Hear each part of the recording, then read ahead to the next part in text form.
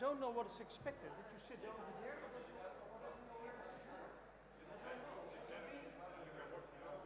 Yes, you're right. It's better.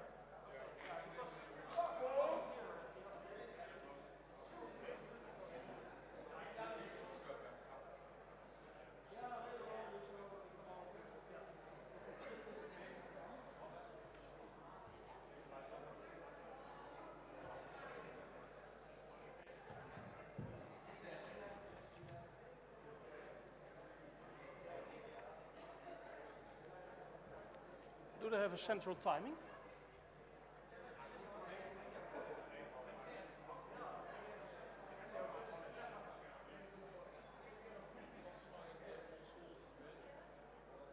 Ja, precies.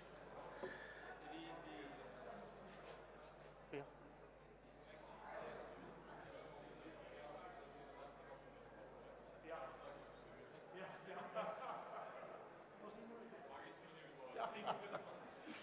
Daarom zei ik, je kan altijd iets uitleren. Het was eigenlijk een grap, maar de meeste mensen niet in de gaten. Ja. Ja. Ja. Okay, good afternoon, ladies and gentlemen. We're waiting for the last persons to attend. And maybe someone, maybe Robin, can close the door when everybody is in. Please wait a few seconds, Robin, because people are arriving.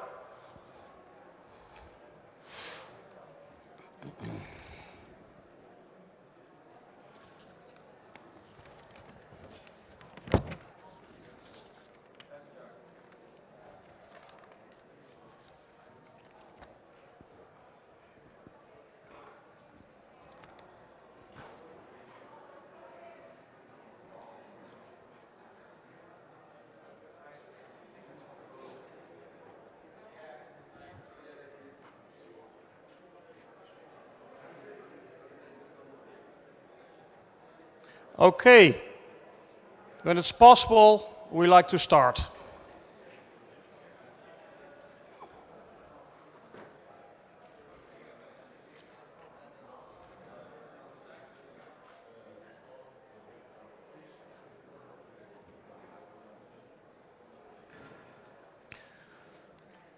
Good afternoon, ladies and gentlemen, and welcome to this esports session. My name is Peter Sprenger, and I will be the moderator. And from a professional point of view, I'm a founder of Techonomy, a company which is specialized in digital and data technology. And from a voluntary job, from a voluntary perspective, I'm president of the Dutch Volleyball Federation. So every day I'm busy and involved in sports. This esports session will be a great session. It will be a very special session. So it's very nice that you are here. Because if people talk about esports and they don't know anything about it, well, they say, this must be small. This must be some tiny thing. It's interesting. But if you know what esports is, and esports is more than just a new kid on the block, you know esports is very, very big. Worldwide, with a worldwide audience of hundreds of millions players and viewers. So what are the trends in esports? And what are the similarities or the differences with regular sports? Are it competitors or is there some synergy? And we are very curious to hear the visions and the views of our speakers today. And you see we have different aspects. We have the legal aspect, we have the trend aspect, we have the ethical aspect. All kind of aspects will be presented today. And of course, I will give you the floor after in the panel discussion. You can ask questions to the speakers, to the presentators.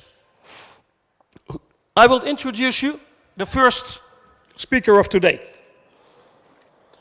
It's Ian Smith. And Ian Smith will talk about integrity challenges in esports. He's Integrity Commissioner, and he's involved, I could say. Sorry, it doesn't. Oh, sorry. I'm sorry. I make a small mistake. Please excuse me for that. The first speaker is Ivo van Hilvoorde. And Ivo is lecturer at the University of Amsterdam, and he's assistant professor also at Amsterdam and also at the Windesheim University. And he is giving lectures at the Faculty of Human Movement Sciences. So I'd like to ask an applause for the presentation of Ivo van Hilvoorde.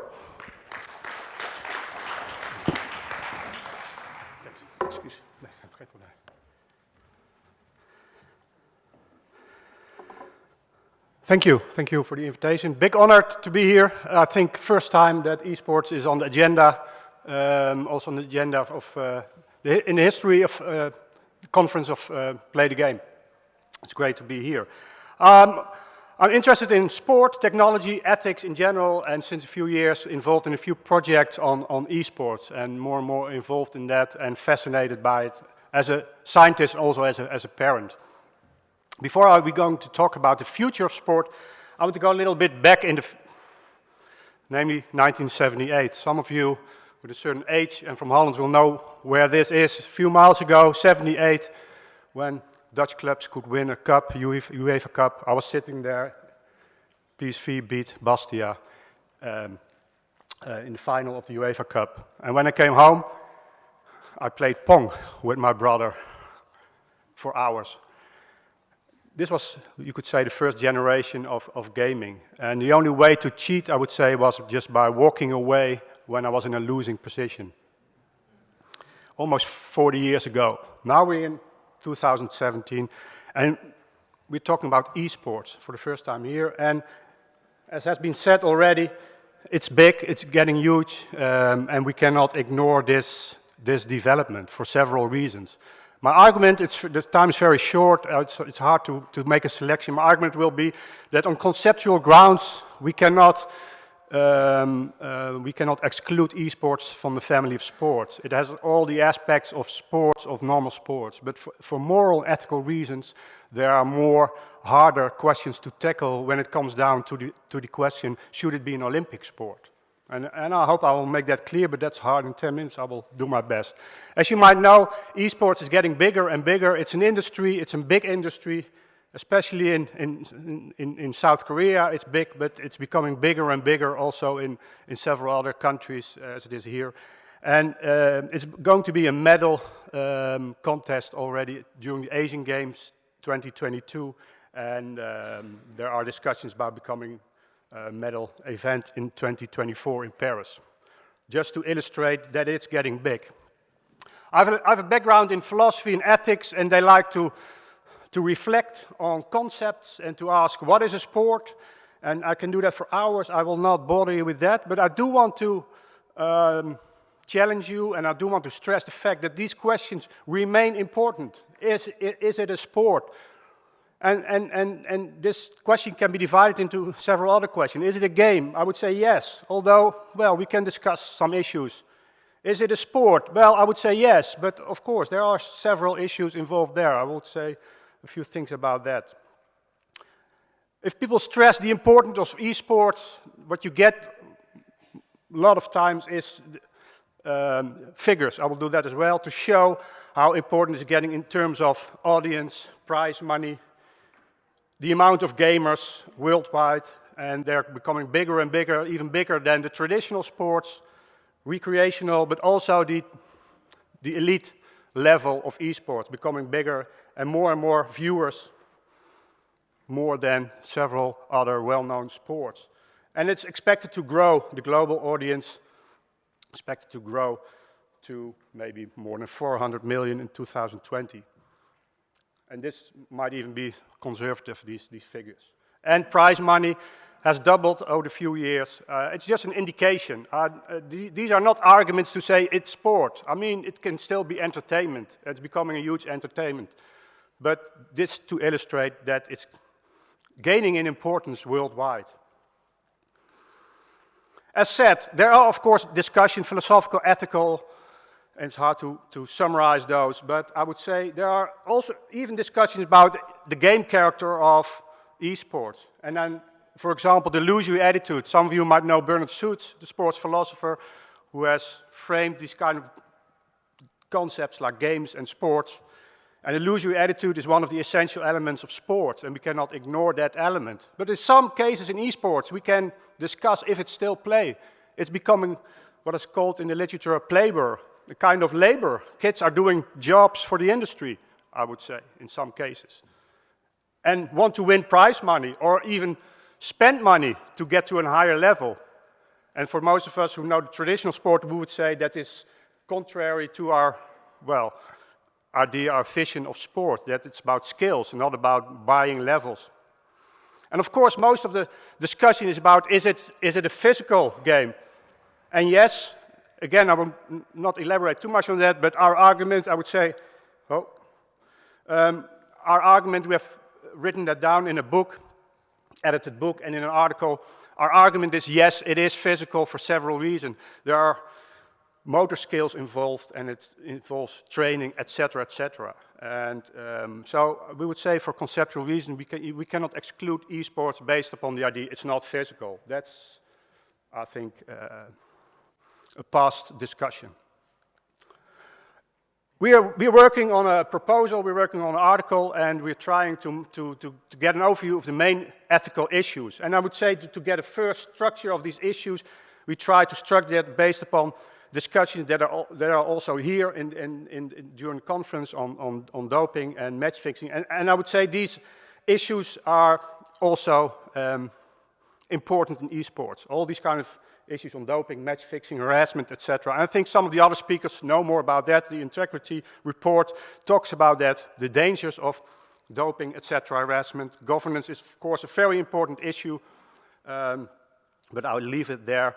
Although I want to say something about, well, I think the other speaker will say more, but about match fixing, that there is some serious concern about the integration or the relation with the betting industry, and there has been some cases and live bans in Korea based upon, well, reports that there was match fixing in the game StarCraft 2. Well, some other speakers know more about that as well.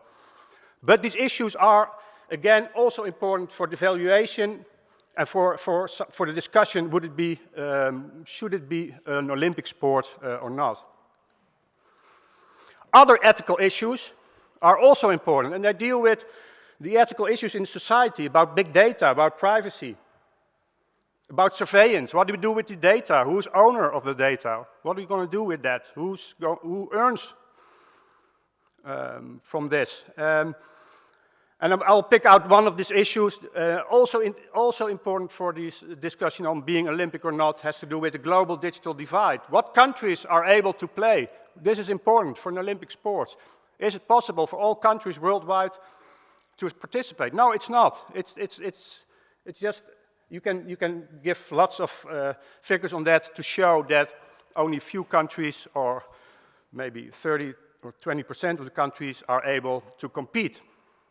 You can also show that by the highest earnings esports countries and what countries are successful. I would like to finish, I see I have 2 minutes left, actually with my most important point is that what I've said about these ethical issues, they are very important, and there will be more and more discussions on that, also legal discussions about governance, about ownership. But I think what I want to say is that we shouldn't skip one of the most important questions: what kind of a game, what kind of a sport is esports, and what kind of ethical issues are we dealing with? What kind of sportsmanship do you have within the world of esports? And I'm just mentioning some of them. And these issues are not, these are really esports specific. Hacking, sabotaging, troll playing, identity deception. I can go on and on. And I don't want to illustrate with this that esport is like an immoral kind of a practice. No, it's not. But we need to understand the severity of these kind of behaviors within that context. For example, false accusations. I mean, it can be, I talked to a lot of gamers and they said it can be a tactic. And others would say, no, it's unsportsmanlike, and we have to do something about it. Just to give an example, that my point is that we need more, well, ethical reflection, and that should be based also on what I would call the ethnomethodological studies to understand the games and to understand the diversity of the games, because we cannot talk about the ethics of esports, just as we cannot talk about the ethics of sports. So in some respect, we cannot compare ethical issues, for example, violence in the sports of boxing or cricket. You need to contextualize that, and that's also the case in esports. Just to give a short example, EVE Online is well known because there are really limited amount of rules. Some would say stealing, spying, bribing, and throwing matches are even commonplace within that game. It's unbounded, and it's characterized by a culture of mistrust. So, and there are some interesting studies that show how there's a new culture evolving within that game. And we cannot just say from outside it's an immoral practice. We need to understand how unsportsmanlike that is to throw matches or even to fix matches. Carter and Gibbs, I quote them, they say it's about the effect on the spectacle for the spectator rather than fair play or integrity. And I think that's an important quote, because it means, well, we should view it as entertainment. And if that's the case, if it's about spectating, if it's about earning money, etc., then we shouldn't be bothering about what kind of sport it will be, if the integrity or the fair play is not important within that specific game. I finished with lots of conclusions and challenges. I just mentioned a few of them. What is clear, what I want to say is that it's not sensible, I think, to talk about the ethics of esports. There's a diversity of games with really specific kinds of behavior that are accepted online. And I think we have to acknowledge this diversity, and it's an evolving sport. I mean, many rules are not fixed yet, and the technology is not able to fix all the problems. It's also up to the players themselves to fix some of the ethical issues. So there are no clear distinctions, I would say, between strategy, cheating, and spoiled sport. And there are lots of other issues and challenges, I would say. It's a male-dominated culture, I would also want to stress. And there's little education, also for parents. Parents often don't know what their kids are doing and don't know, based upon what criteria they choose, what games they can play or not. So I think there should be also more reflection on that and interest. Okay, thank you.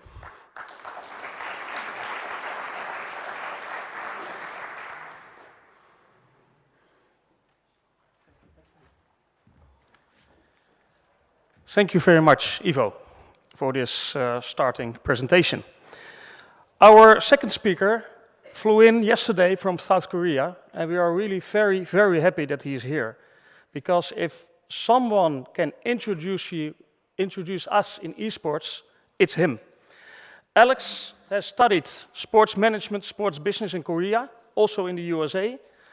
And in 2010, he started working at the Esports Federation. And in 2014, he was appointed as Secretary General of the International Esports Federation. Welcome, the floor is yours.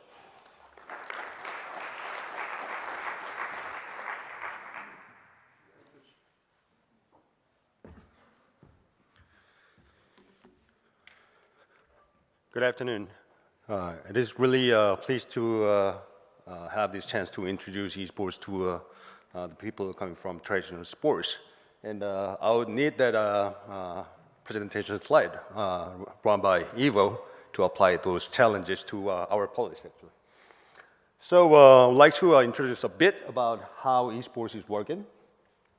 As applying the sociological approach of sports philosophy, actually how game is being developed to become a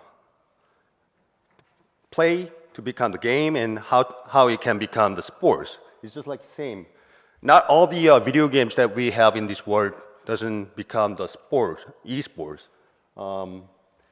Actually, as from the activities of game users using the video games, it becomes the systemized to become a competition structure. Then it becomes as being more systemized, it becomes esports. Recently, as esports being introduced to civil multi-sports events, just like Asian Indoor Martial Arts Games, as applying all these criteria being used within the multi-sports event, it is being more systemized to become more likely sports.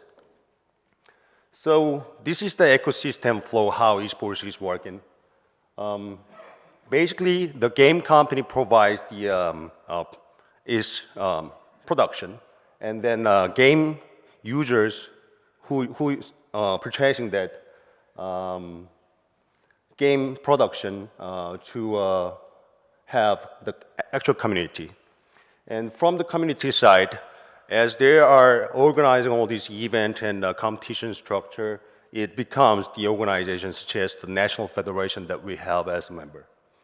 And then such organization comes up with the actual esports athletes from the amateur level to the professional level. And as using those athletes, it develops the actual esports tournaments, just like how traditional sports work. This is one of the advantages that esports is having, how it is becoming really big at this moment, is that perhaps 90% of the worldwide population is using internet, and half of such population is playing games. And those big population is actually the potential athlete for esports actually. And also how esports is getting bigger and bigger this fast is that the industry surrounded by esports is there are a lot of game companies who is actually producing the esports game product. At the same time, it is well connected with the IT industry and the hardware industry and platforms. Basically, there are a lot of games being played in the different platforms, such as console like PlayStation or Xboxes, and it is also being played within the PCs online.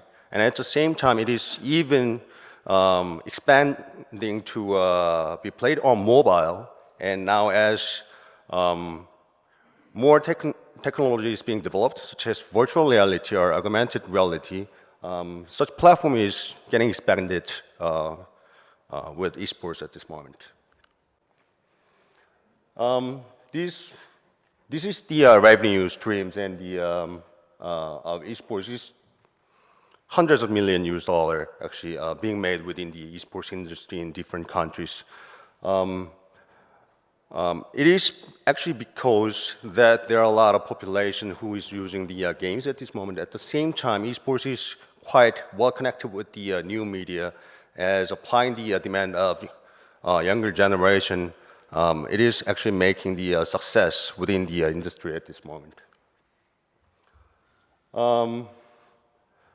Basically, perhaps at the professional level of esports tournaments, it is, of course, is more likely male dominant, but in the viewership-wise and the spectatorship-wise, basically the gender is quite well balanced. And most likely, it is youth targeted. The participants-wise and spectator-wise, it is more like younger generation's culture at this moment. But it has been up to like 15 years so far that we are having this concept of esports, and all these people, just like me, grow up with playing StarCraft. They are getting older and older, and the actual age group of audience of esports is getting older and older. So from now on, I would like to introduce what actually International Esports Federation doing where I'm working at. We currently have 53 member nations, and we are providing disciplines and regulations for the esports. And we're not only doing the competition for esports at this moment, just like other international federation of other sports is doing, we're trying to develop the human beings. I would say that the sentence of the event that we just had in 2 weeks back, our Global Esports Executive Summit, my old friend, 5 times Olympians, Ms. Shemaine Crooks, coming from Canada, was actually saying that sports is not to develop its own sports, but to develop human beings. And that is actually the mission and the vision that we'll believe in as developing the younger generation as using esports. So we're doing quite diverse activities within International Esports Federation rather than only having the esports competition. In order to pitch esports to the traditional sports, we are working with quite diverse international sports institutions like Olympic Council of Asia, World Anti-Doping Agency, and FISA, IOC and Sport Accord, and even we are having quite a good relationship with other international federation of different sports. For example, we're trying to partner with different sports, such as table tennis, in order to promote table tennis to the younger generation who are more familiar with digital media, as using the video games being played on the digitized platform, which is VR or PC online. And at the same time, in case of like this partnership between ISF and FIBA, FIBA's main focus recently is to promote 3-on-3 basketball, which is more youth-targeted. And we are trying to organize this event together in order to make somehow healthier environment of youth fest, as using the esports and 3-on-3 basketball at the same time. So these are the current mission of International Esports Federation that we are doing right now. So in order to get these esports to be recognized as sports, we had to well define how esports can be defined as sports. As applying the authentic approach of sports philosophy, basically the self-achievement through the sports activities, the priority thing to define the sports. And when we actually handle with these young kids who are so-called esports players, their attitude in the competition scene, they're showing the same attitude as other sports athletes are showing. And at the same time, it's about the social demand. The very current trend of sports philosophy is, of course, materialistic approach of sports philosophy, which is about the social demand. Let's say in the period of agricultural or first industrial society, the physicality was actually demanded by the society to live their life as within that society. But right now, we're living in 2017.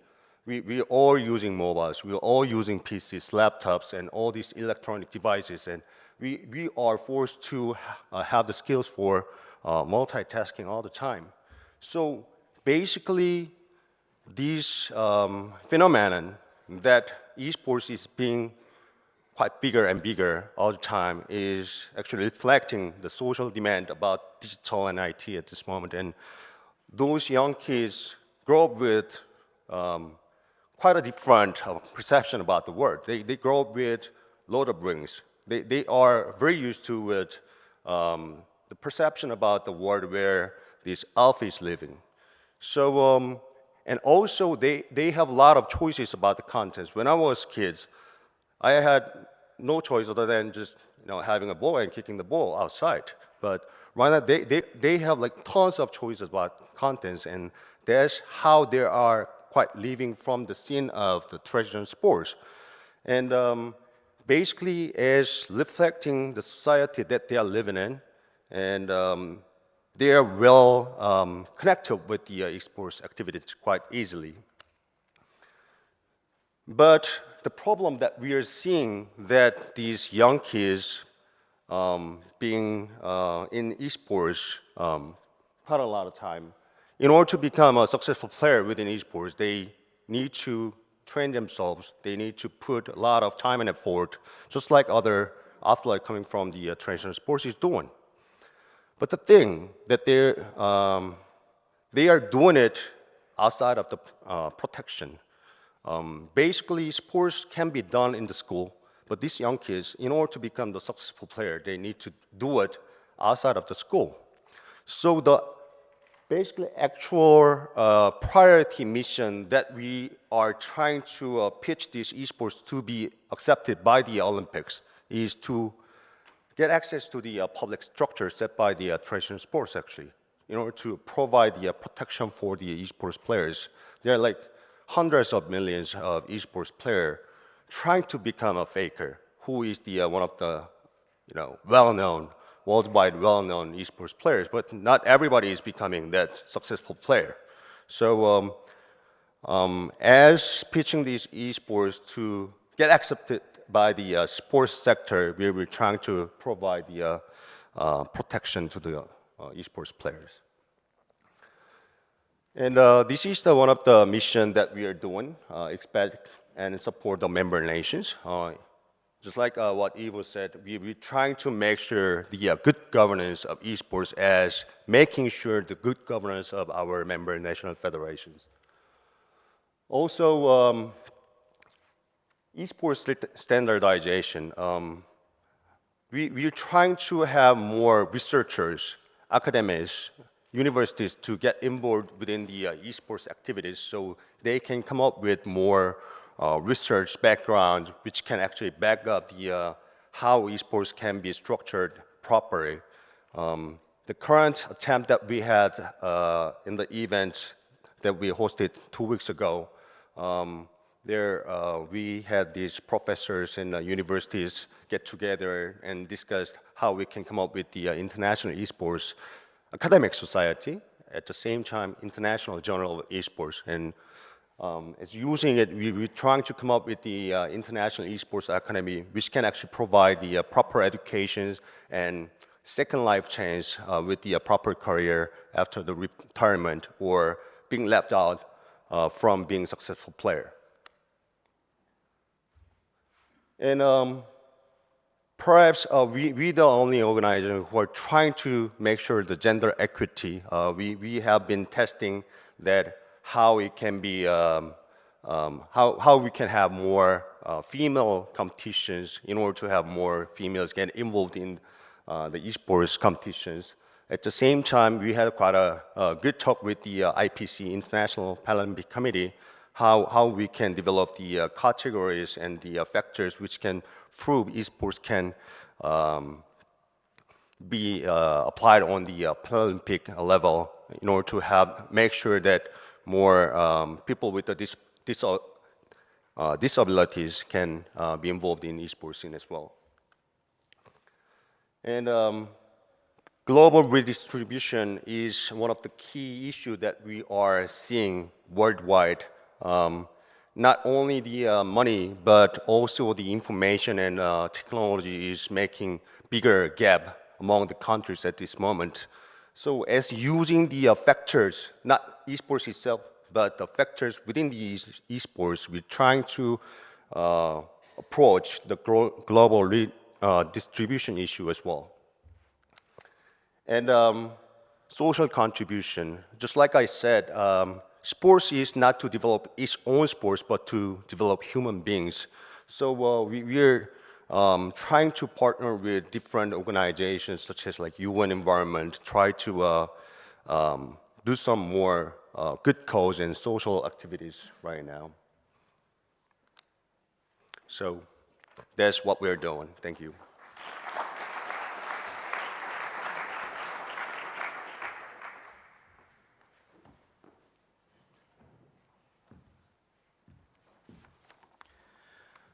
Thank you very much, Alex, for this impressive overview of esports worldwide. And I wish you a lot of success with all the activities the coming years. Our next speaker is Ian Smith. And Ian will talk about integrity challenges in esports. Ian is Integrity Commissioner, and he is representing the Esports Integrity Coalition. Ian is a UK lawyer for over 20 years, and with a lot of experience in traditional sports. For the last 15 years, he was very closely involved in international cricket.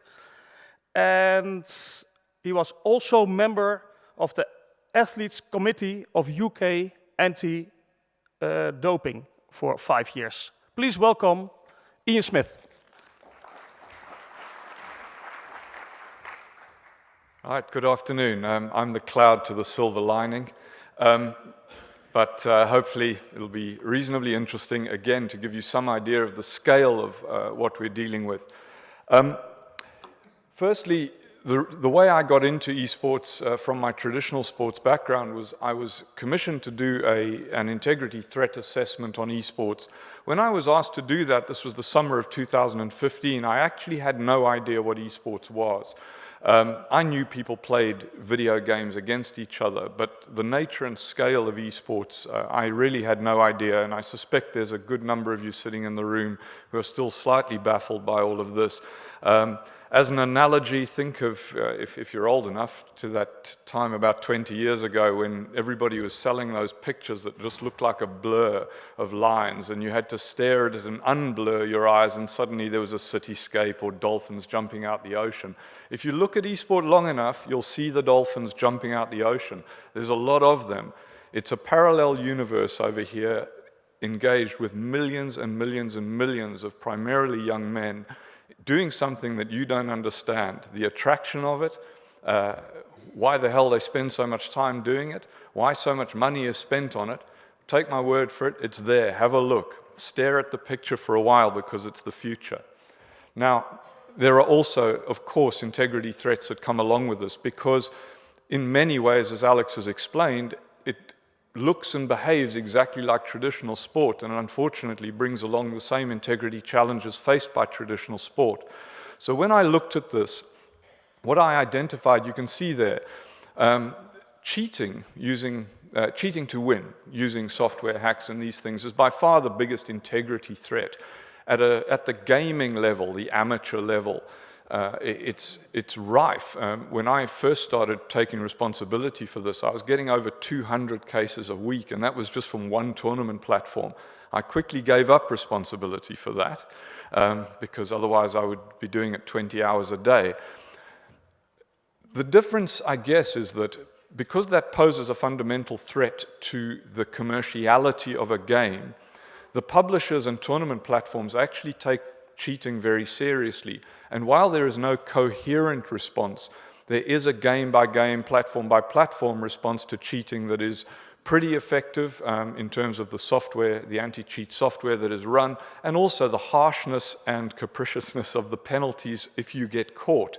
One example of that is if you get caught cheating in Counter-Strike or Dota by the publisher Valve, who run a system called the Valve Anti-Cheat. If you get caught cheating in that, you are banned for life. They will switch off your account. Now, of course, that might not stop you opening another account an hour later, but you can see that it's taken seriously to some extent. And there are variations of that, which you can see on my list there, online attacks, DDoS attacks, denial of service. These are ways of slowing your opponent down. And then there's the subset of that, which is doping. I'm not going to spend much time on doping. If anyone wants to talk to me separately about that, we run an anti-doping program run by Michelle Verroken, who you heard from yesterday, who's my anti-doping director. But I don't yet have any evidence that I ought to be regarding doping as a serious issue at top-level professional esport. And right at the start, I'll make the point that when I talk about esport, I'm talking about the absolute pinnacle. Gamers, as Alex referred to, you know, let's take League of Legends as an example. They would say they've got about 100 million regular players playing every month. But those guys, for the most part, are, you know, you and me kicking a front ball on the front garden and calling it football, versus Lionel Messi in the Nou Camp playing for Barcelona. The top guys I'm talking about are Lionel Messi, and don't think I'm exaggerating the gap between gamers and professional gamers. It is that good. These guys are that good. Please accept that. And I say that from a background of traditional sport. These guys are bloody good. They are millionaires. Right, which brings me on to the main point, was the one threat that I identified that was not dealt with by the game, not recognized and not understood, I mean by the industry, by the ecosystem, was match fixing. And this is because there was, and remains to some extent, a giant disconnect between the sports betting industry that has grown up around esports and the esports industry, and in particular the publishers, who are primarily West Coast American-based publishers who firstly don't really recognize sports betting, have in many cases are antipathetic towards it, and really want nothing to do with it at all. And there's a level of denial there that is quite extraordinary, because I've had a senior executive say to me, albeit 2 years ago, we don't allow betting on our game. My response, because I'm a sarcastic bugger, was, well, I don't allow the sun to come up tomorrow, but it still comes up. And this is where we are to some extent with match fixing. So, my view, and I think this is based on 20-odd years of miserable experience, is that where there's a market, there's somebody trying to manipulate it. That is just how it is with betting. The only question is whether they are succeeding or not. And that's really what I seek to address. And what I'm trying to demonstrate here is the scale of the problem.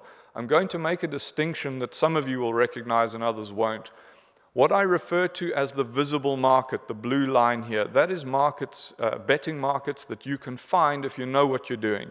So if you wanted to place a bet on esport and you went online and you knew what you were doing, these days you're going to find about 160-odd operators offering markets in esports. These are ones you can find. On the other hand, of course, there are massive markets that you can't find by looking that way. You need to know a guy, knows a guy, knows a guy. And those illegal markets, which operate across all sports but are prevalent in esport, tend to run at about 10 to 15 times the size of the visible markets. And they are primarily based around the Asian subcontinent, particularly India, Southeast Asia, particularly China, South Korea, Indonesia, Malaysia, and of course the greatest illegal gambling jurisdiction in the world, the USA. Where unless you're in Nevada, you're not allowed to bet on sport, but everybody does. Sorry, I'm just going to skip back just to, this is about scale really.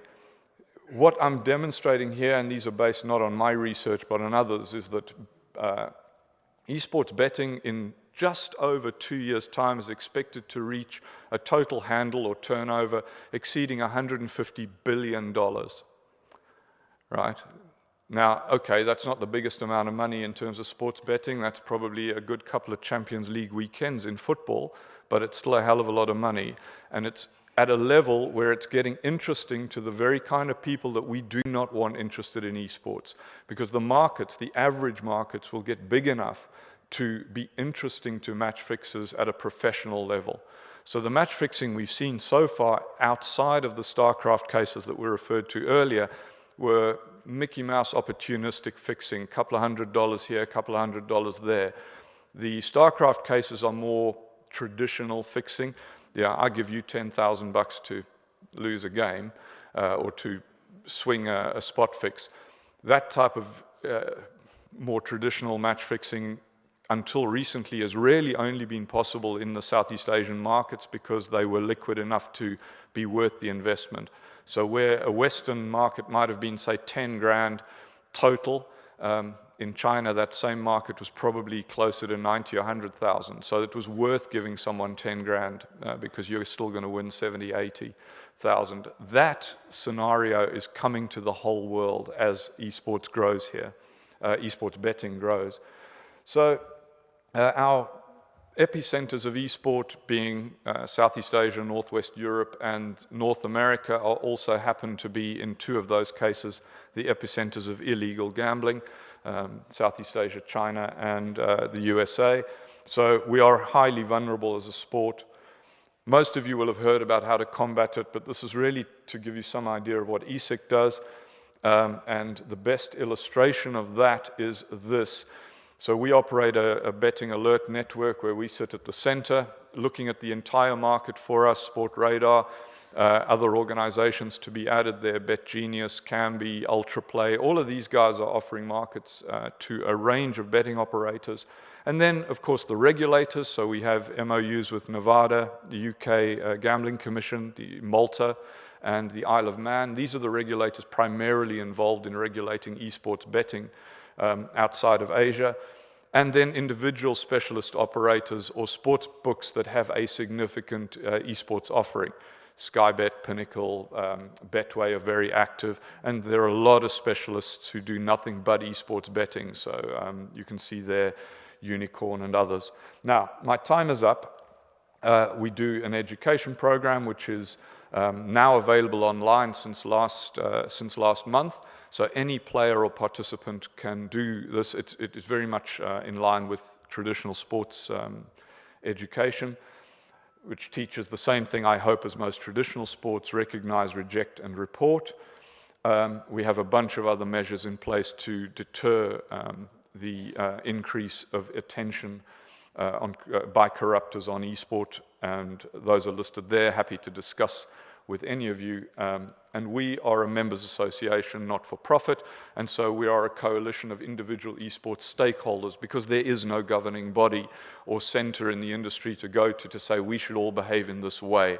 And our primary offering and the standard is the anti-corruption code, which is the only mandatory element of membership. Every member has to implement that code, and it looks exactly like every other sports anti-corruption code. Don't bet on your own game, don't abuse inside information, don't match fix, don't spot fix, don't bribe, don't do all of that nasty stuff, or there are consequences.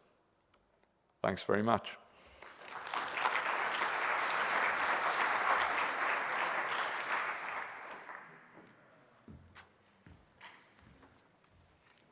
Thank you very much, Ian, for sharing your vision on integrity in esports. Very, very interesting. Speaker number 4 is Anna Baumann, and she is an independent esports lawyer. And she will talk about the legal challenges of the emerging esports industry. Anna started her own practice a few years ago, and especially she focused on the League of Legends scene. And I think the League of Legends scene at this moment is the biggest esports scene. It is. Well, that's a very smart choice to choose that. Okay. The core of her work involves representing players and giving advice in contract negotiations with teams, sponsors, and talent agencies. Please welcome Anna Baumann.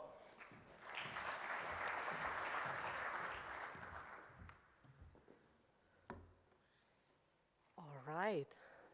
Well, a smart choice indeed. Also a choice that brings me a lot of fun and passion, because I play myself the game, so of course I love what I'm doing. All right, when we look at legal challenges in esports, I think a good starting point is actually to look a little bit closer at the ecosystem. You've heard bits and pieces here and there, but when we talk about rights in esports, it's very important to know who are actually the rights holders in esports. So on top of every esports sits the game publisher. They develop the IP, they own the IP, they own everything about the game. Then you have tournament organizers. Tournaments can be organized by games publishers, but there are also other players in the market, such as ESL, E-League, and they organize tournaments and offer that basically to teams and individual players to participate. If you go further down the vertical chain, then you have the clubs. As I said, they participate, they compete.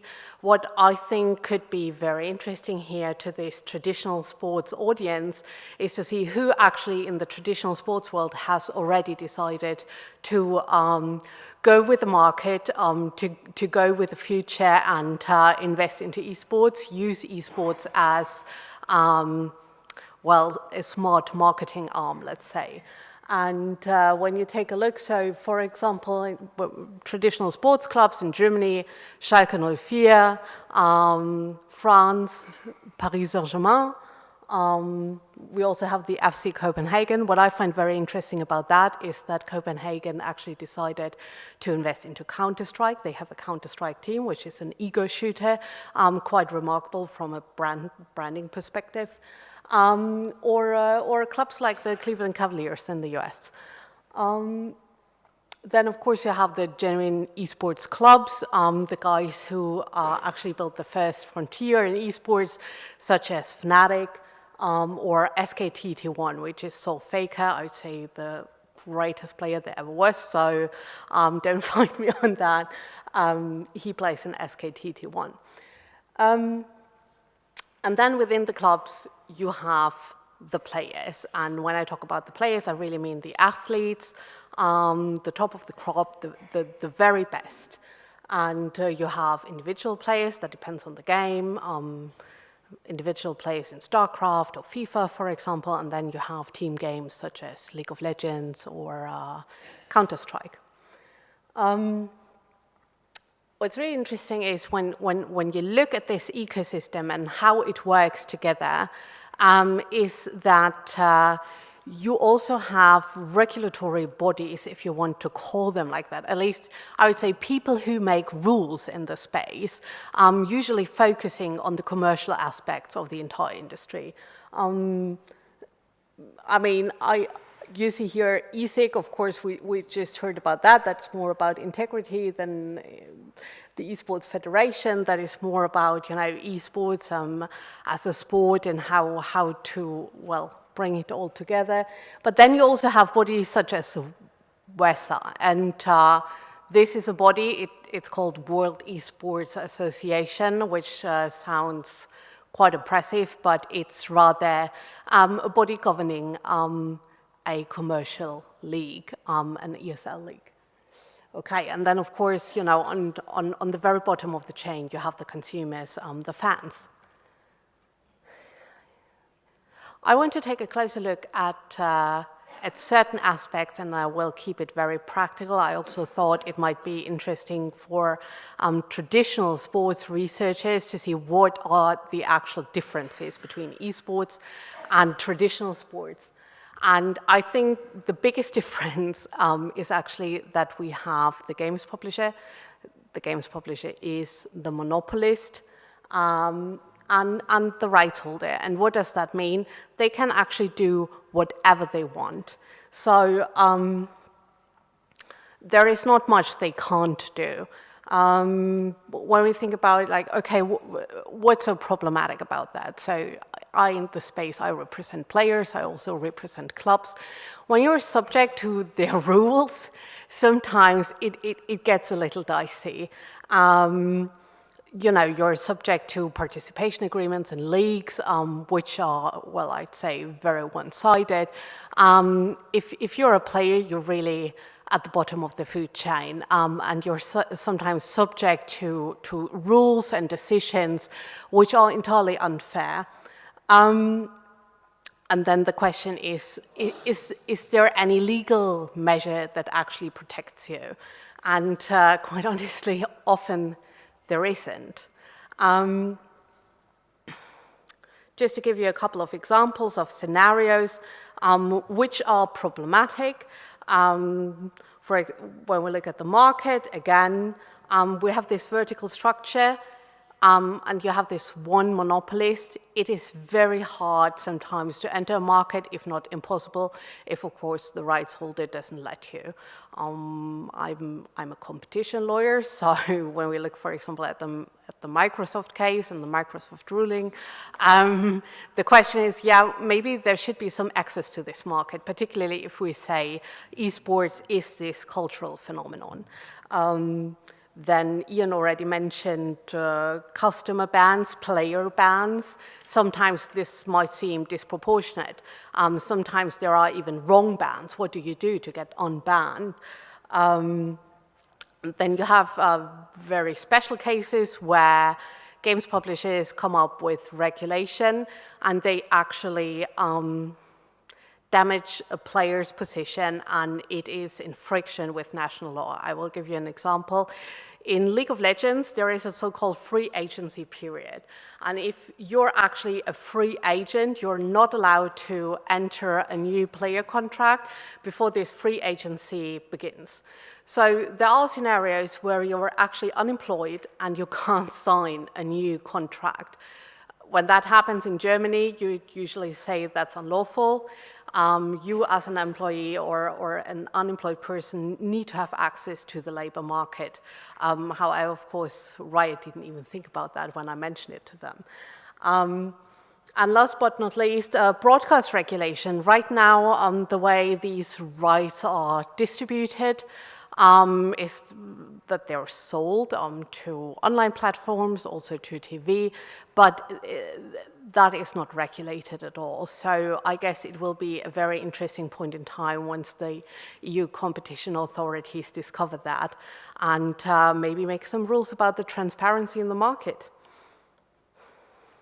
Another area I wanted to take a closer look at, because I think maybe, well, not the entire room knows how a commercial deal looks like between a player and a club in esports. Because when you look at what a player does, actually, it's very different from a traditional athlete, I would say. Yes, they play the game, and they're really good at it, and they make a lot of prize money, but they're also entertainers. They basically stream their training, many of them daily, into the world. They have thousands of fans.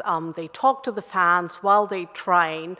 And that is all part of their deal with their club. So just imagine when we look at traditional sports, such kind of a deal would be Lionel Messi with a camera on his chest showing his feet, and he would comment on his training, what he's doing right now. It's actually really demanding what these guys do. A couple of things that also need to be addressed in a deal like that, of course, are IP rights, as I said, who actually owns what. The moment my player not only goes on stage and plays the game, but also turns on a camera and talks to his audience, to whom belongs the revenue he's making during that time, usually the player. Some have tried to actually get a hand on that. I guess that is not industry standard anymore. One important thing to mention are also immigration laws. We've heard it in some countries, esports is not recognized as sports, which causes, of course, a couple of problems when it comes to worker mobility.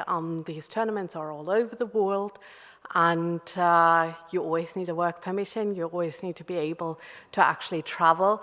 And of course, for, well, a normal worker, not an athlete, that might be problematic sometimes. All right.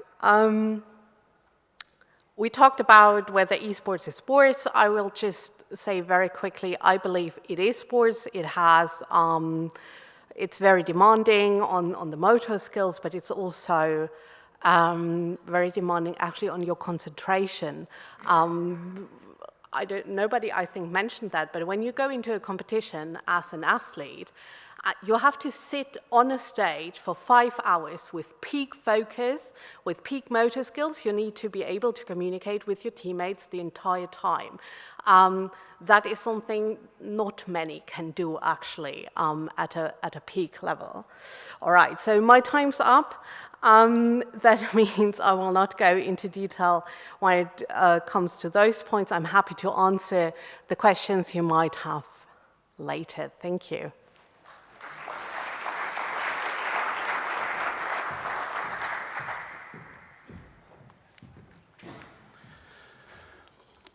Anna, thank you very much for this presentation, and I'm sure we will touch these subjects in the panel discussion. Our last speaker is Steven Vos, and the title of his presentation is a question: is technology a game changer for a level playing field in sports? Steven is a professor at the Department of Industrial Design at Eindhoven University of Technology. And he's also head of research at Fontys University of Applied Sciences. Besides that, he is a respected reviewer for a number of international journals. Please welcome Steven Vos.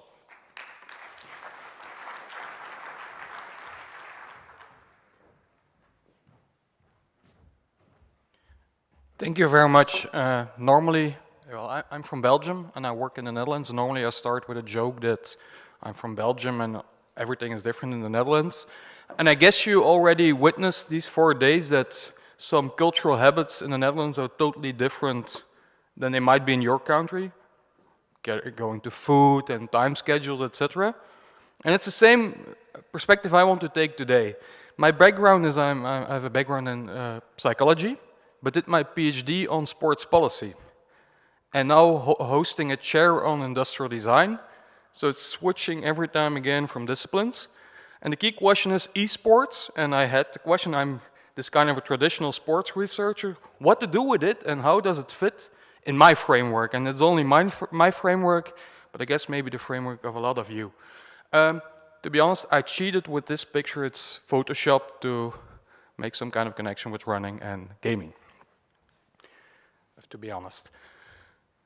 As a researcher, my first question would be, elaborating on my opening sheet, do we need a game changer for a level playing field in sports? And maybe that's already something of the conclusion Jens will have later on. I think you discussed about it the previous 4 days. I think yes.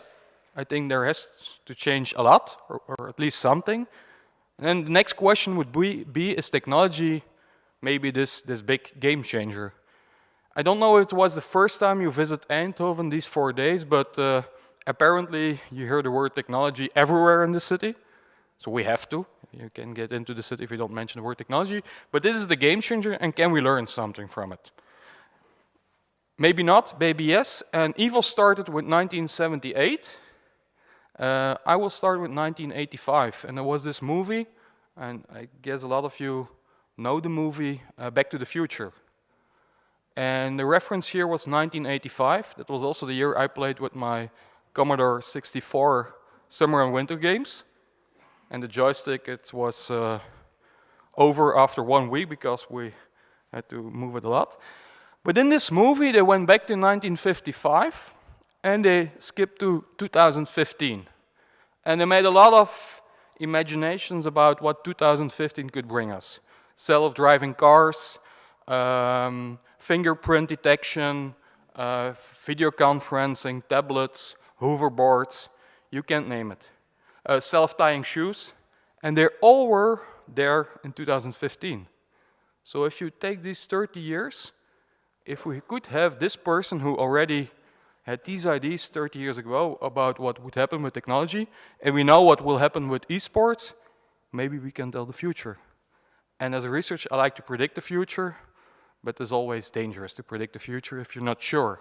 But anyhow, there happened a lot. If you go to sports, in this era from 1955 until now, also a lot happened. And I guess some visitors of previous conferences saw the church model. I think Jeroen Scheerde presented it once at the conference in Denmark. And we worked further on it in 2013. We wanted to understand the world of sports from a sociologic perspective. And we thought the sports active life starts somewhere with active play or play. Then you have the school system. You might do your sports competitively or from a participation perspective, and maybe you end up in top sports. But it is totally conflicting with the traditional European sports model. And we have the media, of course. Where is esports? And where would it fit? Play, probably, if we see children gaming, but it's gaming esports, we heard a lot about it. But maybe it's in each of these bullets, but we don't know how. What happened in Western Europe, at least, and I think it's also in other parts of the world, is that in the recent 10 to 15 years, sports, as being a separate policy domain, has got very close to health and preventive health. And this is more or less conflicting, because the goals and the aims of sports are not the same goals you have with a health policy. But there was a shift.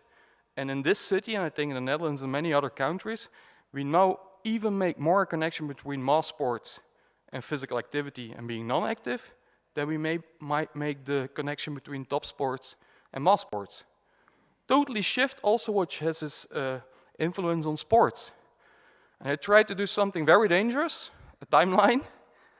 And I think the traditional club sports system is somewhere 1960s, 1950s, 1970s, the sports for all movement. And later on, we got something we called unorganized sport. Unorganized means that there is something organized, and unorganized is some kind of a container term. And we saw that a lot of technology was going on in these sports. You might think of running, cycling. There is a wearable market. And is esports the next thing on this dimension? Or is this a totally different view?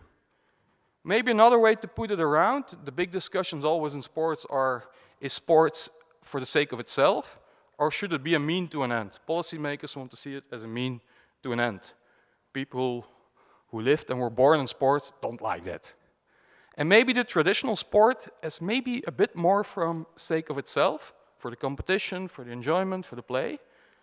And this unorganized sport movement really shifted to means to an end, because of. And that's what we see what is promoted. But where is the e-sport? Dangerous thing I will do now, I will put it somewhere, then you take a position. Maybe it's more closer to the traditional values of sport than the unorganized sport is. I don't know, but it's just a perspective. Second interesting thing is, yes, and we heard a lot about it, we have the 3 different forms of sport. But what about these classical issues that were mentioned by the previous speakers? Institutionalization, governance, transparency, fair play, social certification, privacy. I don't think we can make a distinction between these 3 groups of sports. All these issues are in all these 3 types of sports in different ways. I discussed yesterday, for instance, the wearable and the data privacy aspect in the unorganized sports.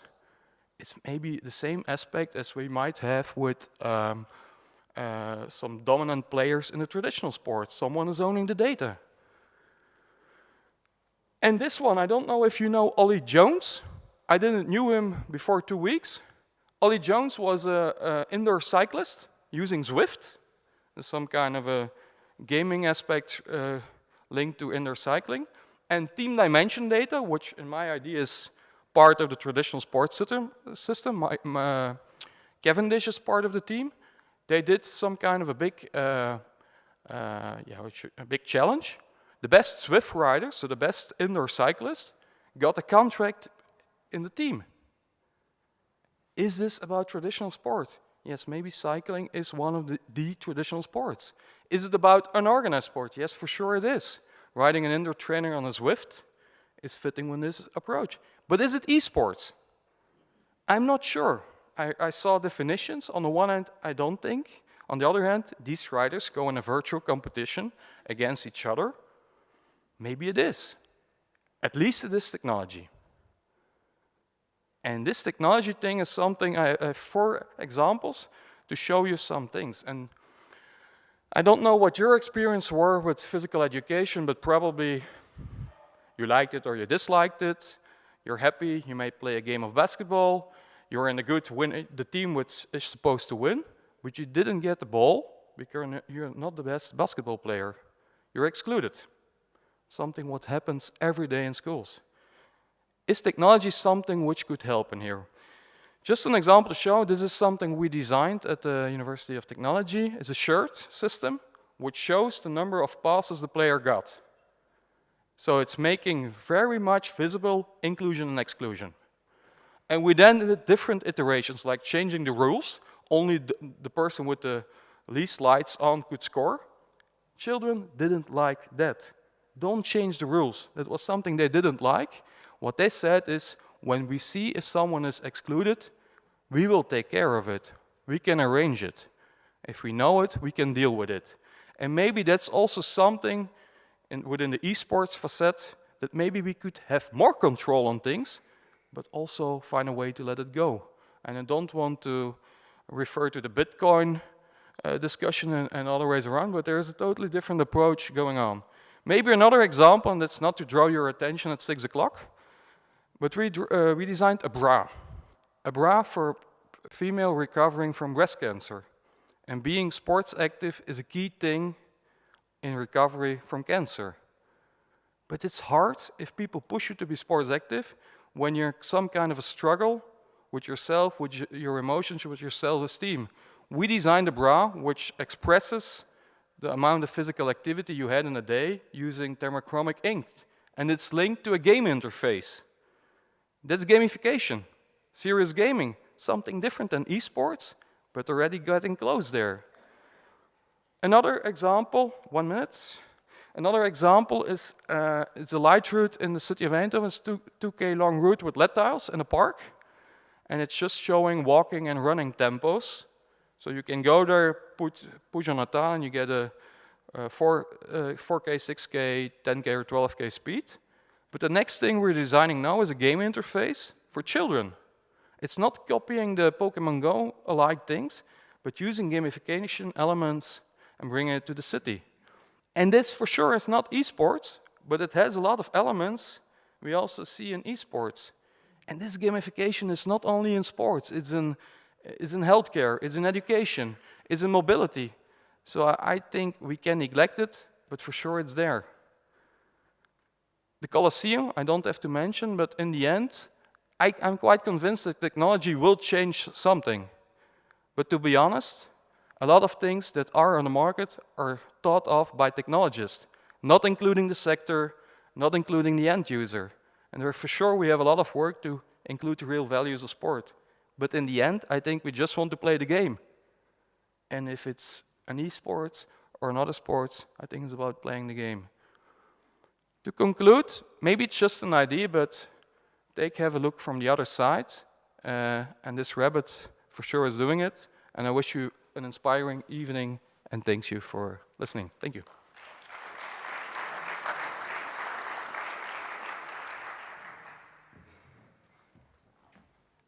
Thank you very much, Steven. May I invite the speakers to the stage?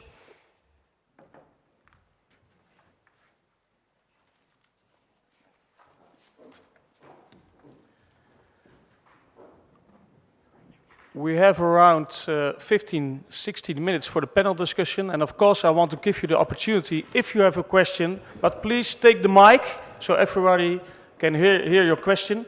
I think here's an extra mic. So if you have a question, please come forward and ask the question in front of the stage. It's better. Is that okay? First of all, I will ask a question, and I think it's very important. We talked about technology, legal perspective, but I'm very curious, is esports only for centennials and millennials? Is it only for a younger audience? Or is it also developing for a mid-aged or older audience? Alex, what do you think of it?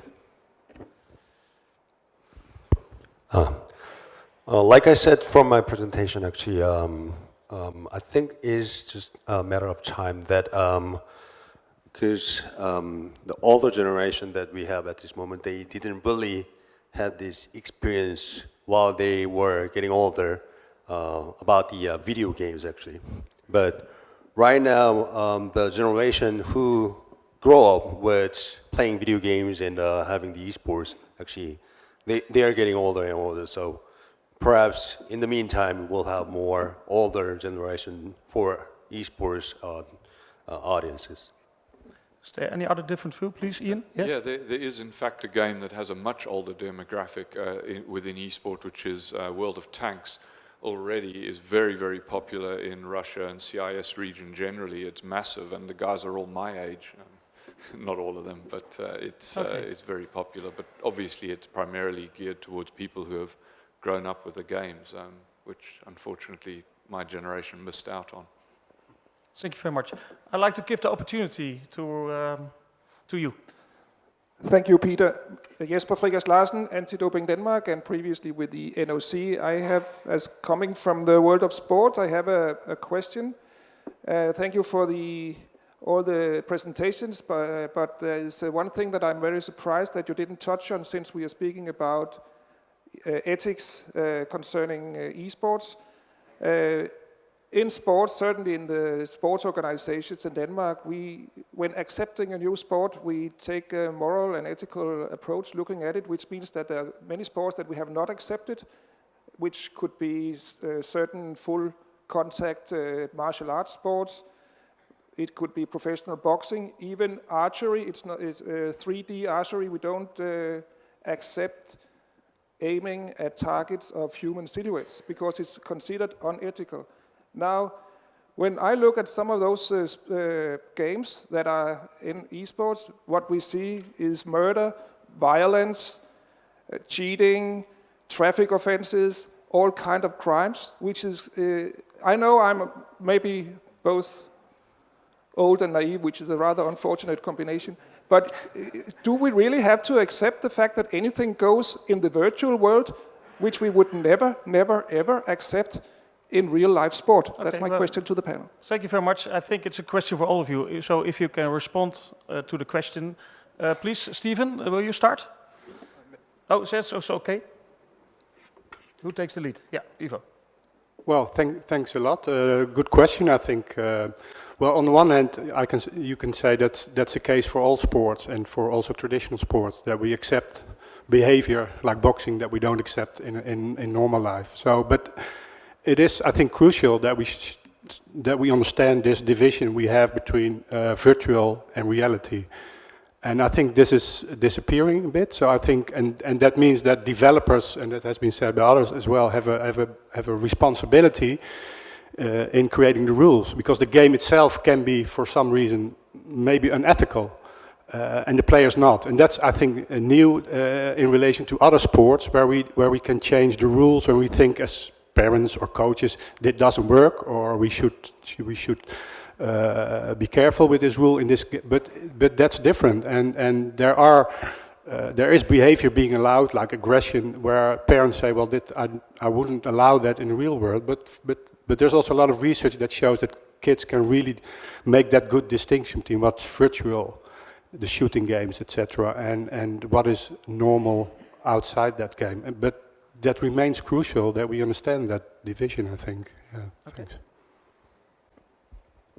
Thanks. Basically, I think it's a very good question, but just focusing on the violence of certain games being played within the esports is just looking at the surface of esports, I think. Rather than, maybe there should be somehow regulatory bodies or more regulations or criteria how it can monitor to have less violent from the esports games, and how we can provide the safer environment to the younger generation as using the esports. But simple case that we had back in Indonesia with the this collaboration between esports and doping, what we achieved from back in Indonesia. There was esports community among the young people who actually deal with the drugs, street drugs, within that esports community, because they were doing this out of the schools, they were doing this out of the protection, but as implying these doping controls within this esports community by the set forth by the International Esports Federation and its national federation within Indonesia, we actually caught and detected this phylophones founded from this doping test, and basically it provided alarms and warning to that the policymakers and the esports players, and even that esports communities who are really ignorant about what they're doing within the community dealing with the drugs. So I think there are a lot of synergies when we collaborate these elements coming from the traditional sports and esports. It can actually make a lot of added value. Ian?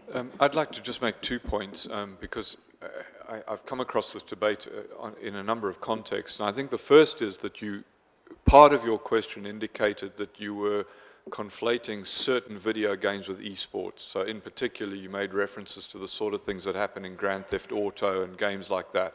Those are not esports, they are video games. So there is tremendous violence in a number of video games, but those are not played as esports.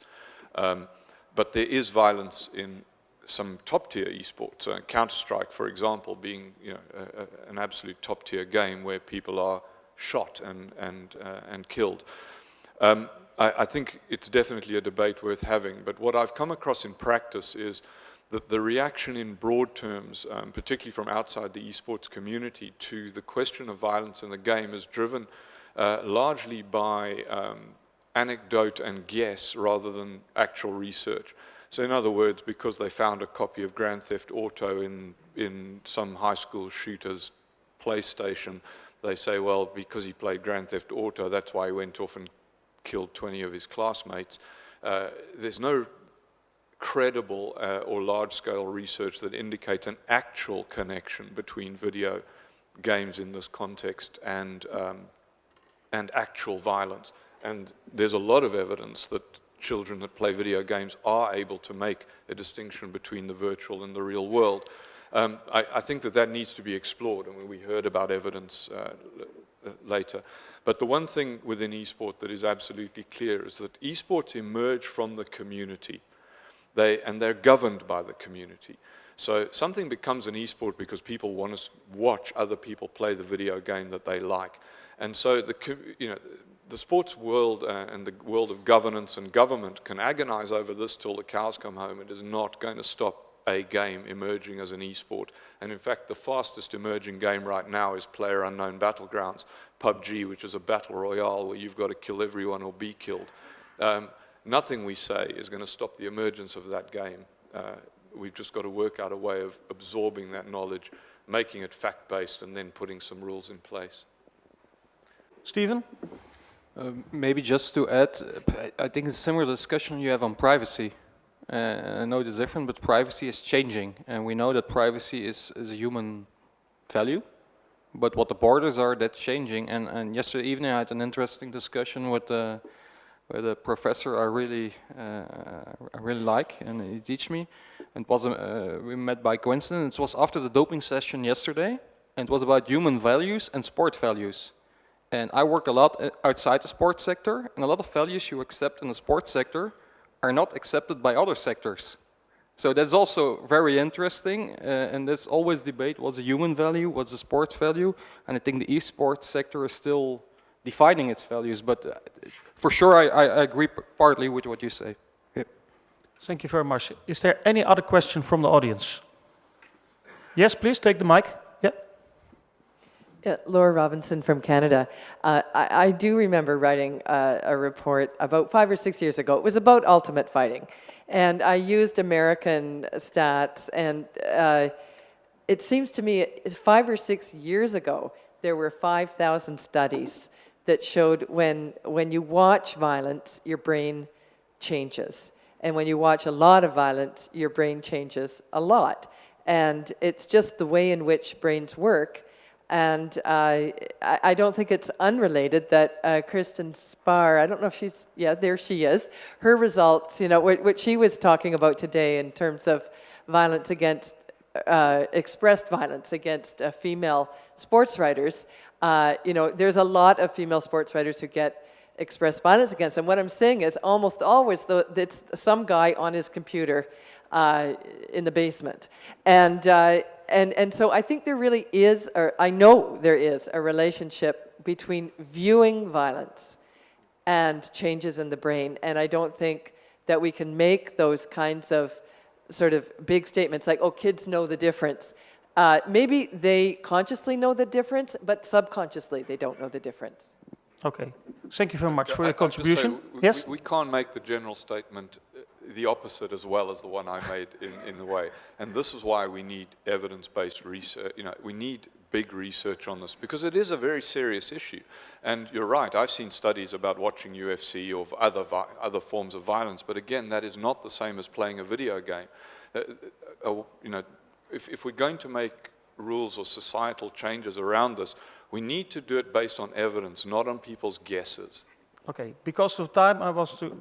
Yeah, please, you want to add something? Just a small comment. It's a good comment and know the study, and I didn't want to make a general statement either, but I do want to make a comment that in a lot of games, the kids take on another identity. So it's not just watching aggression, and some studies show, well, it's not me doing that.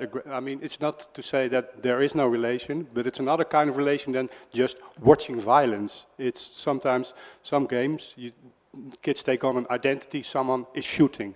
I'm not saying that's a good game, but that's another kind of relation also in the brain when you don't identify yourself with the shooter. Well, okay. Just a comment. Okay, thank you very much. Because of the time, I want to change the subject, otherwise we only talk about the finance part. Yes, please, if you have a question. Yes, I have a question. Thank you for the presentations and the really good insight into esports and the possibilities of esports for the future. My question goes to Alex Lin. Why should esports part of the Olympic family? Because Stephen said maybe you have defining your own values, and maybe the values of the Olympic families are from the Stone Age. Why are you want to be part of the Olympic family? Thank you. Very interesting question. Please, who takes the lead? Okay. Alex. I think I partially answered from my presentation that there are a lot of benefit having esports being played in Olympics. Perhaps it can help the finance of ISF getting the revenue share out of the marketing of Olympics. But the priority thing is that if we start building and developing our own value and our own public structure, you may need to look at how long time it was taken to build that public structure from the traditional sports. It took like 100 years. And perhaps we can start building it right now, and we are building it actually right now, but it is really faster and easier to get access to the existing public structure set by the traditional sports. That's why we are trying to pitch esports into Olympics. There are somehow controversy and argument even within the esports industry if we really need to pitch esports into Olympics. Or maybe we should come up with Olympics. But still, it is for the sake of the players to provide somehow the protection in the fastest manner. Okay. Other comments, if esports is part of the Olympic family or not? Stephen, Ian, Ivo? Yeah, maybe just a short comment, and it's not about esports, but I have the same question about skateboarding. If you see skateboarding once started as a Californization process, as some kind of a movement against institutionalization, and now I think in the many countries we have in the Netherlands and Belgium a national coach for skateboarding. So times are changing, and apparently the Olympic Games are for many people the highest thing. So yeah, it happens. Okay. Ian, can you come? Yeah, very briefly, I take the view that the Olympics needs esport a lot more than esport needs the Olympics. Okay. Ivo, do you want to I have the same something? question why it should be Olympic, but I was triggered by an interesting comment, and I didn't think about that, but what you said about the relation with IPC and the disability sport, I didn't think about that, but I think that opens really interesting questions. Also conceptual, what kind of disabilities are relevant here? Well, I think this is interesting for Paralympics, maybe. So that's another comment. Just a little poll. Who thinks in the audience that esports should be part of the Olympic family of the Olympic Games? Please raise your hands. And who doesn't think it should be part of the Olympic family? Okay, well, very interesting. Okay, well, it's a great topic. There are many more topics to discuss, but I promised we stop at 6 o'clock, and it's 6 o'clock. So I want to thank you very much for attending this session, and I want to ask a big applause for all the speakers. Thank you very much.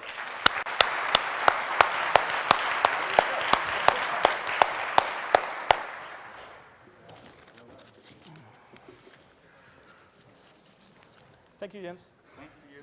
Great moderators. Thank you.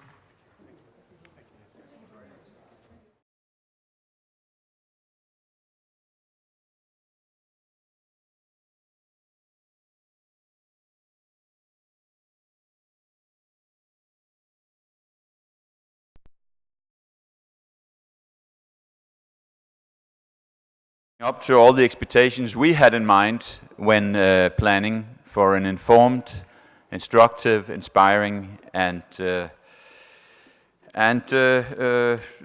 varied debate with different viewpoints. We set as an ambition for this conference we would ride the waves of change. And did we ride the waves of change? I most certainly think we did so. and with an impressive commitment from you. I don't think I have ever been to a Play the Game conference with such a disciplined audience that actually came to the sessions even in the difficult early morning hours. And it's not because the previous conferences were sort of laid back or lazy in any way. I think it would stretch my competences and energy level to conclude on all the issues, and I don't think you would really benefit from it. I will say what we are taken away as Play the Game from this conference is that we have a number of issues and questions we should continually deal with. The waves keep rolling. The water is in constant movement, and although we may take some pride when we reach the edge of the waves just as it is breaking, we very well know that the edge will very soon be in another position, and we have to go up on the surfboard again. Once again, I would say we are challenged, or rather we are challenging you with a very conservative conference format. But we are facing the dilemma that so many of you and so many of our speakers come with the issues that are a little bit too serious just to play around with in interesting educational exercises. But we will soon send out an evaluation and scheme. We hope to do it next week. And we really encourage you to come with your specific ideas and amendments. Believe it or not, we actually read your feedback. You may wonder why the conference then looks the same every time, but it does not, I can assure you. We are giving it a thought. And I think one thing we have changed this is we have cut down speaking time considerably for all speakers, and it has helped create a flow, and I don't think it has taken much information out of the conference. We have challenges achieving a gender balance. It's not that we did not try. We have challenges having a cultural, geographical balance. It's not that we did not try. We welcome all ideas to how that can become better. We are all aware it is a challenge. I don't have the exact stats, but I can say one of the challenges is actually that there is a lot of men around and less women in the sports sector, and that is reflected when we receive, for instance, 100 abstracts. I guess that around 20% come from women. So you women who may want to see more women, please tell other women to go, and you men who want to see more women here, please tell female colleagues to go and to submit and be active. Okay, I don't know what that was a sign of. That's time to turn on the microphone. But really, did we make waves of change? Well, I think time will tell. It would not be easy to measure. But one thing that I'm very happy about remains unchanged is that when we invite to a high-quality conference, hoping that speakers will deliver, hoping that you will be alert and on the edge of your chairs as the conference rolls, I must say it's really, really rewarding to see that happen. And I know that on behalf of my colleagues also, that it's a great relief to see that what we dreamt of when planning this is actually happening, and I have a very strong belief that this kind of dialogue, this kind of high-level information exchange, the networking in the corridors, does actually provide for a bit better development of sport and for paving the way for some of the solutions that will be very difficult to implement. But let's keep going. The winds, they come blowing from all kinds of directions. We do not know necessarily where they will blow in 2 weeks' time or 3 weeks' time, but we have to train our skills to maneuver. And personally, I would like to thank you all for adding to our skills and hopefully also enriching each other's skills. Some practical information. There's a party tonight, there's dinner, there's dancing. If you bought Dutch clogs, don't bring them. We will start on the second floor at 7:30. We will have a welcome drink there. At 8 o'clock, we will start from the North Hall, where we had, the room behind. We will all sort of bundle there and channel ourselves through the small doors into this room, which will be completely converted into a party room within the next 1.5 hours, if I don't speak too much. So, see you at 7:30. Thanks a lot for all your efforts. Thanks for justifying what we have received of support from the Dutch government, from the city of Eindhoven, from the Danish sports organization institutions, from journalist associations. You can find them all in the information material. Thanks a lot for rewarding our efforts. It has been a great pleasure, and we hope to see you all bringing more men and women in 2 years' time. Thank you. Bye.